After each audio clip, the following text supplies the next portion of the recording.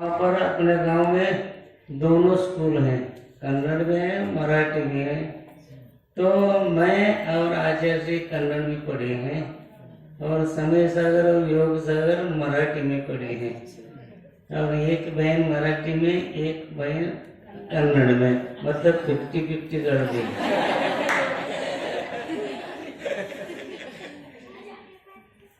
फिर बाद में इतने कम उम्र में आचार्य श्री ने निकले के कारण वो खाली 9वीं तक पढ़े हैं।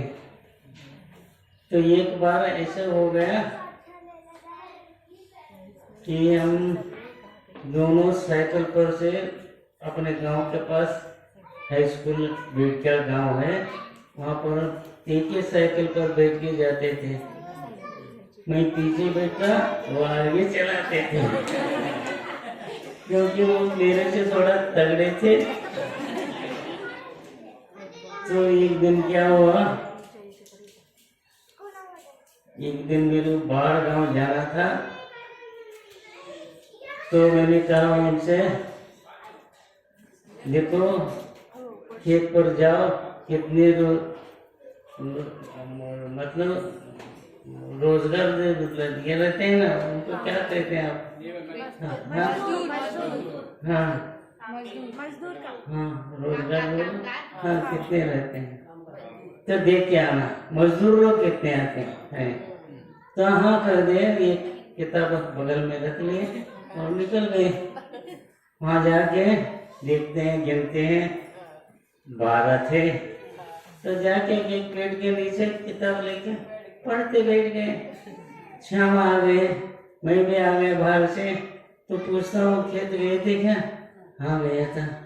कितने लोग थे? तो बोले 12। तो उसमें महिला कितने थे और पुरुष कितने थे ये मालूम नहीं। तो मैंने डांट दिया, ये वो महिला को मजदूरी कम रहती है और पुरुषों को ज्यादा रहती है। तो डांटने के बाद वो शिकायत पिताजी के पास गई। पिताजी ने मेरे को बुलाया, अरे तुम्हारे काम उसको क्यों बोले? हाँ तुम्हारे काम तुम जानो। हाँ ये तो गलती उनका, डांट मेरे को ले रहा। तो फिर क्या हुआ, थोड़े दिन गए, फिर विद्याधर जी एक बार ऐसे एक न्यूज आ गई कि यहाँ पर महाराष्ट्र में, आपको मालूम होगा, गांधीवादी का एक पुरुष हो गए, उसका नाम आपको मालूम होगा, विनोबा भावे। तो उन्होंने भूदान आंदोलन चलाकर अपने गांव के पास निपानी में आए हुए थे। तो सब तरफ प्रचार हुआ था। तो इनको पहले से ऐसा है कि बड़े बड़े महापुरुषों का या अन्य साधुओं का, अपने जैन साधुओं के साथ घूमना, उनके पास रहना, ये सब चालू रहता था। तो उनको मन में आ गया कि अभी देखो, अभी उनका भाषण सुनने का इच्छा बहुत हो रही थी। तो आके मेरे पास आ गए और कहने लगे, हमारे निपानी जाना है, गाँव से गाँव 20 किलोमीटर है, तो खर्चे के लिए पैसे चाहिए। तो मैंने बोला पिताजी के पास जाओ। तो पिताजी के पास गए। तो पिताजी बोले, क्या कर, कहाँ जा रहे हैं? तो ऐसा ऐसा वो जाए हैं, उनका भाषण सुनने में जाने कहा दे रहा था। तो बोले, अरे हमारे पास 10-20 एकड़ जमीन भी नहीं है, वो भूदान का आंदोलन कर रहे हैं, जाओ जाओ स्कूल जाओ, ऐसा डांट दे। तो भी उनको नाराज हो गए और कैसे करें। तो मन में विचार आया कि 2 मित्रों को तैयार किए कि साइकिल पर से जाएंगे। तो वो तो तैयार हो गए, लेकिन ऐसा घटना घटी, वहाँ पर निपानी गांव में एक जैमिनी सर्कस आया हुआ था।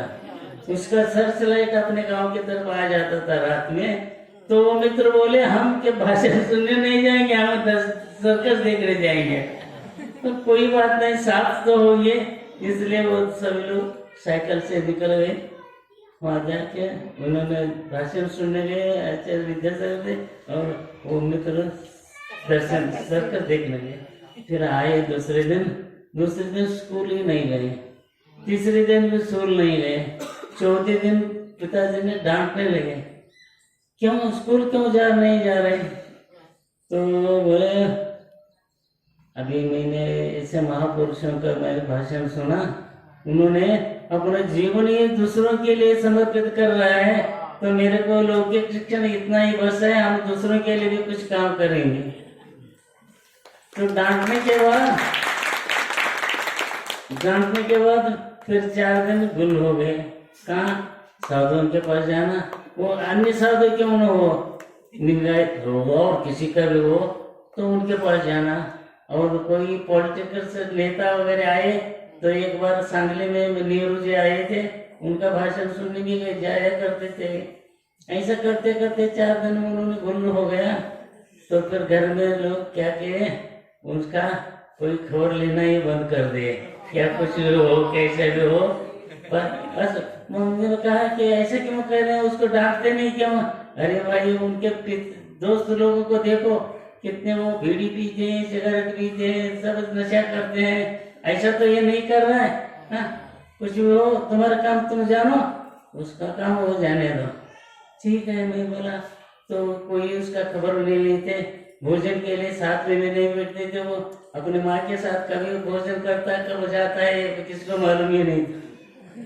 तो ऐसे करते करते क्या किया, अपने गांव में देश प्रसन्न महाराज का चौमासा हुआ, तो उनके साथ ही रहने वाले जंगल के लिए कमंडल लेके जाने का। तो महाराज वे अपने गांव के पास के थे, बहुत से इसको लाड प्यार से बात करते थे और इसके कंधे पर हाथ रख के जंगल वगैरह जाते करते थे।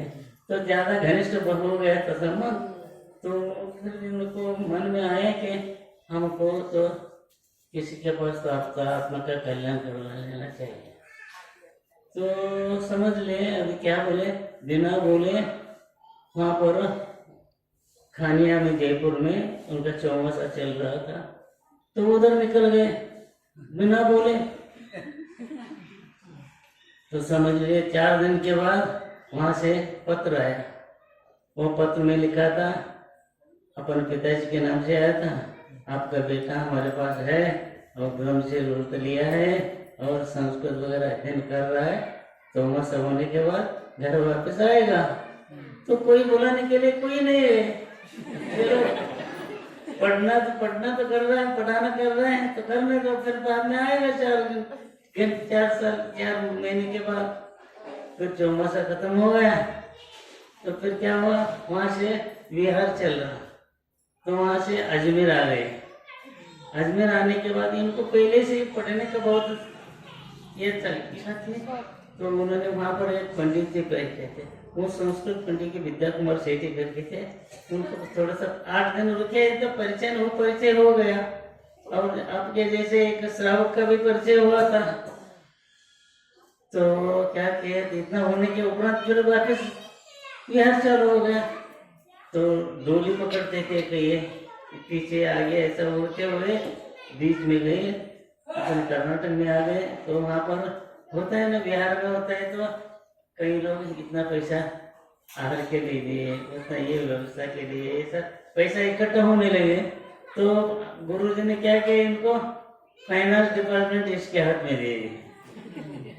तो इन्होंने नाराज हुआ, अरे हम घर छोड़ के काय के लिए आए, कुछ पढ़ना चाहते थे और ये क्या, इसको दो पैसा, उसके दो, इसका हिसाब रखो, उसका हिसाब रखो। हाँ, ऐसा करते करते नाराज होते हुए श्रवण गुरुकुल पहुंचे, मस्ता विषय में रहे, 7वां प्रतिमाधारी व्रत दे, फिर वहां से निकल गए अपने ये बेलगाम जिले के तरफ आ रहे थे। तो वहाँ पर एक 20 किलोमीटर प्रति एक निपानी गांव का ऐसा जो बोला ना कि वहाँ पर एक क्षेत्र स्तवनिधि, वहाँ पर पक्का हो गया उनका चौमासा। तो जिस दिन आए थे उसी दिन मैं पहुंचा था वहाँ पर। मैं उनसे कुछ नहीं बोला, देखा ड्रेस देखा, ब्रह्मचर्य अवस्था में थे और मेरी तरफ वो कुछ नहीं देखने देते। तो ठीक है बोला, मैं मन में ट्राई किया कि अभी गाँव जाऊंगा, फिर पिताजी को लेके आएंगे कल।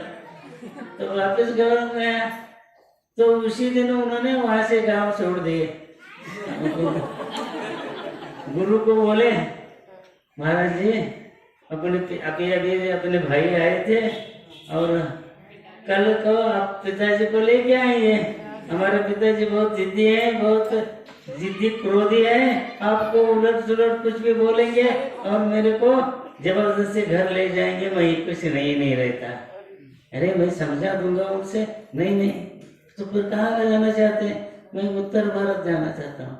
अरे अच्छी तरह से हिंदी भी नहीं आती तुमको, हाँ, और काय के लिए उधर जाते हैं? नहीं महाराज नहीं जाऊंगा। तो उसी दिन शाम को उन्होंने वहां से छोड़ दिए। वहां पर अपने नजदीक गांव कोल्हापुर था, कोल्हापुर में आ गए। तो उस समय अच्छे हिंदी नहीं भी आती थी, तो कोल्हापुर में आ गए। तो पूछते हैं हमको अजमेर जाना है। अरे भाई यहाँ से पहले बम्बई जाओ। तो सीधा गाड़ी नहीं मिली उस टाइम पर, और इसको मालूम भी नहीं था। वहां से बेटा कूली बैठाते हैं, तो उस बस का सुपर फास्ट है या पैसेंजर है ये कुछ मालूम भी नहीं था। ज्यादा 20 साल का उम्र का हो गई, पहले ही प्रवास हो रहा था। तो बम्बई आए। बम्बई आए थे, बम्बई से कुली को पूछे अहमदाबाद अजमेर जाना है। कह रहे अहमदाबाद गाड़ी में बैठो, सीधा गाड़ी नहीं मिलेगी। तो अहमदाबाद गाड़ी में बैठे, अहमदाबाद से फिर अजमेर आए। इसमें 2 दिन उपवास हो गई। साथ में प्रतिमाधारी थे, कुछ भी नहीं लिए, न रिजर्वेशन है न कुछ है, खड़े खड़े जगह मिले नहीं मिले, सब होके पहुंच गए। शाम को पहुंच गए। तो फिर वहां से वो कहाँ जाने का भी, विद्या कुमार सेठी पंडित था ना, उसके पास जाने का। तो उसके घर गए। तो उन्होंने बोला अभी आए थे फिर वापस क्यों आ गए? तो कहने लगे मेरे को पढ़ना है। अरे क्या पढ़ना है? मेरे को संस्कृत पढ़ना है। अरे पहले अच्छी तरह से हिंदी सीखो, फिर बाद में देखा जाएगा। तो फिर नाराज हो गए, वे क्या करें? तो इतने में क्या हुआ, वहां पर एक आपके जैसा श्रावक था। तो उन्होंने कहने लगा देखो विद्याधर जी, यहाँ पर 20-25 किलोमीटर पर किशनगढ़ गांव है, वहाँ पर एक वृद्ध साधु है ज्ञान सागर करके, बहुत वृद्ध है वो। अभी 4-5 साल हुए दीक्षा लिए हुए हैं। उनके पास कोई दीक्षा देने वाले मुनि वगैरह कुछ है ही नहीं, 2-4 शुल्क है। तो आपका उनका बनता है तो चलो मैं दे के जाता हूँ। तो फिर गए, इनको ज्ञान सागर मालूम ही नहीं था। वहाँ पर पहुँच गए। कहाँ से आए? कर्नाटक से। कर्नाटक करते क्या? कर्नाटक करते क्या?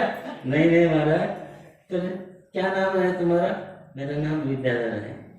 क्या करना चाहते हैं? विद्या सीखना चाहता हूँ, संस्कृत पढ़ने का है। अरे विद्याधर लोग से आए, विद्या पढ़ के उड़ जाते हैं, तो आपको इसको मालूम ही है। तो फिर उन्होंने ऐसा भरोसा दिया, महाराज जी आज से मैं वाहन का त्याग करता हूँ करके उन्होंने नियम ले लिया। तो उनका बन गया। अब 1 साल के अंदर जो भी ज्ञान देने का था वो सब दे दिया उन्होंने। फिर एक बार उनका दीक्षा का तय हो गया। तो वहाँ के लोग, ये इतिहास में पहली घटना हुई कि इस कम उम्र में डायरेक्ट दीक्षा मुनि दीक्षा नहीं देंगे, नहीं होना है। अपने गांव में नहीं होना है, दूसरे गांव में दे दो, नहीं तो अहिलक एक क्षुलक दे दो चलेगा। ऐसा 3 दिन तक ये विरोध चलता रहा। तो कमेटी लोग बैठते थे शाम को और यही चर्चा चलता था। तो फिर उन्होंने 3 दिन तक इन्होंने उपवास किए विद्याधर ने।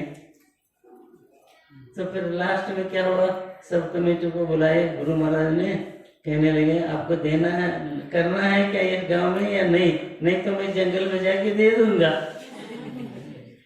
तो देख रहे लास्ट में वो सब राजी हो गए। और कैसा हो गया, 7 दिन तक उनका बिंदुरी चलता था। एक मोहल्ले से एक बिंदुरी और एक मोहल्ले से एक बिंदुरी, ऐसा 7 दिन चलता था। तो उस टाइम पर उनका पुण्य का उदय भी ऐसा था कि वहां पर सर्कस आया हुआ था। तो सर्कस मालिकों को ग्राउंड से है ना, वो ग्राउंड के लिए उन्होंने कलेक्टर के पास आया था। तो कलेक्टर जैन था। तो उन्होंने बोला कि आपका शो रात में रहता है, दिन में जितना घोड़े ऊंट हाथी सब आपको देना पड़ेगा।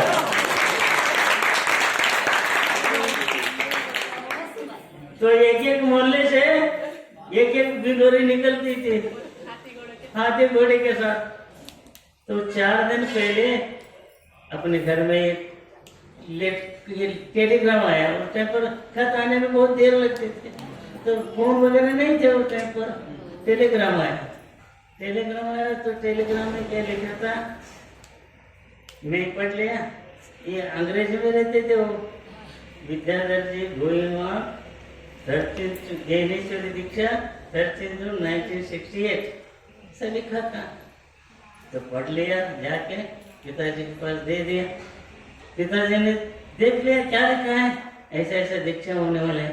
तो उन्होंने तुरंत उसको फाड़ दिया और फेंक दिया और मेरे को क्रोधित करके बोलने लगे, अरे 20 साल लड़के को ज्ञानेश्वरी दीक्षा ये हो ही नहीं सकता, और ये माता पिता के अनुमति के बिना हो ही नहीं सकता, अजय इतिहास में भी नहीं हुआ डायरेक्ट मुनि दीक्षा।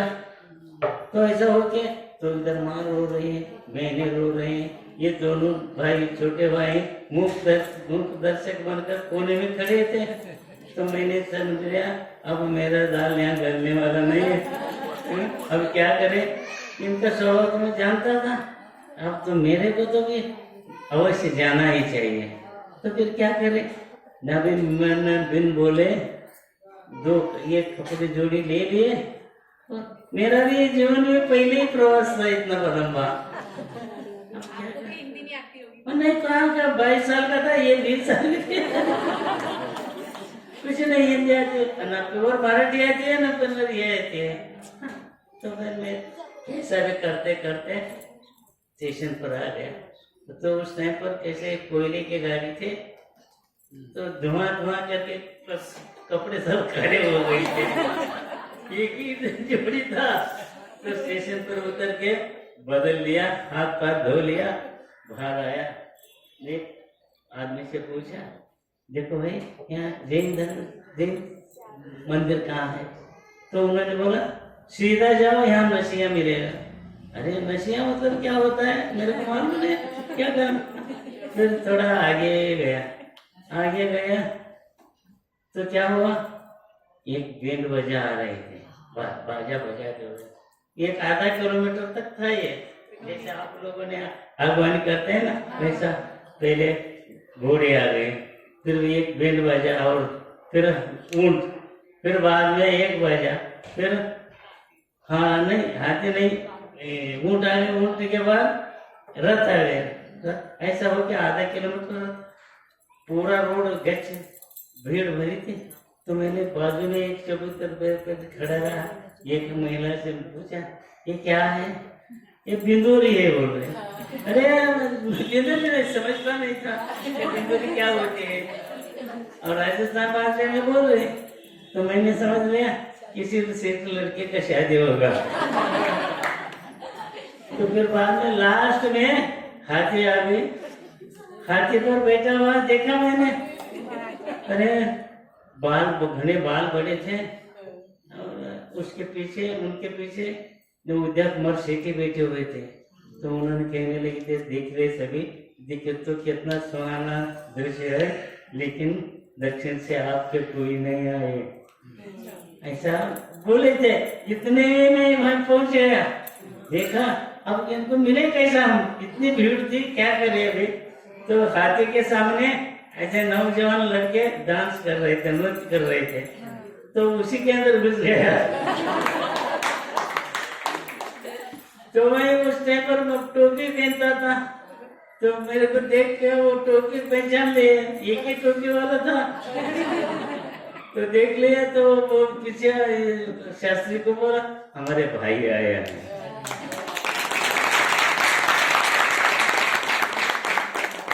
देखो मेरे को एक ही जोड़ कपड़े थे, रेल के अंदर एक बर्थ में नहीं मिलता था, कभी खड़े रहते थे कभी बैठ के आते थे। तो पुण्य का उदय देखो उस टाइम पर इतना भाई आए, इतने में कहने के बाद सभी लोग मेरे को हाथी पर चढ़ा दिए।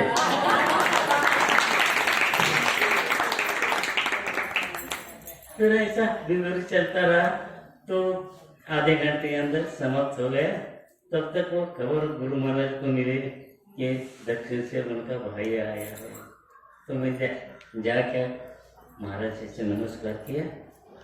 क्यों महावीर जी विद्याधर जी को लेने आए क्या? जी महाराज।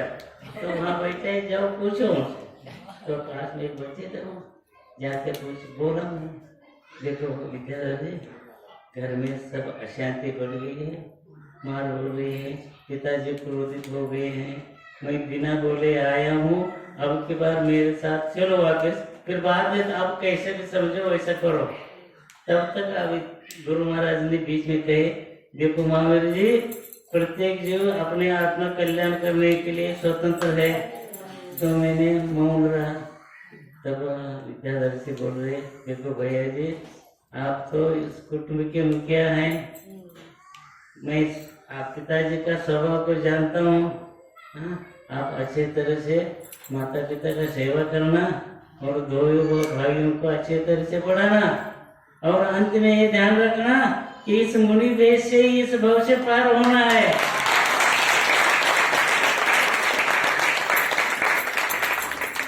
ऐसा कहे। फिर हमारा क्या था, ठीक है। दूसरे दिन मंच पर मेरे को बुलाए, तो मैं कुछ भी नहीं जानता था, स्पीकर के दे दिए, अब क्या बोले, हिंदी अब बिल्कुल नहीं आती। तो खड़े रहे थे वहाँ, अच्छा विद्याधर खड़े थे ब्रह्मचारी, उन्होंने जाकर जो शब्द कहते थे वही शब्द स्पीकर में बोल लेता। तो मैंने कहा मैं अकेला बिन बोले आया हूँ और मेरे को हिंदी भाषा का ज्ञान नहीं है, तो अब इतना सब देख रहा हूँ वैभव को, तो मैं मेरे तरफ से अनुमति देता हूँ, और पिताजी के बाद में मैं कुछ कह नहीं सकता कि मैं अकेले आया हूँ। तो कौन मेरा सुनने वाला उस टाइम पर, 7 दिन से फिंदरें चल रही थी, मेरे कौन सुनने वाला, नहीं कही तो कौन सुनने वाला। तो हो गया। तो इंद्रदेव को ऐसा ये आ गई कि ऐसा इनका शक्ति जैसे निगंबर हो गए वैसे बरसात हो गई।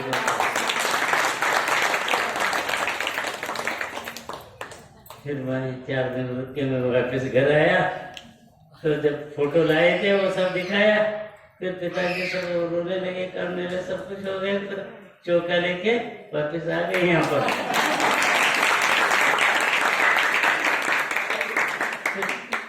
आहार वगैरह सब किए, फिर वापस गाँव गए।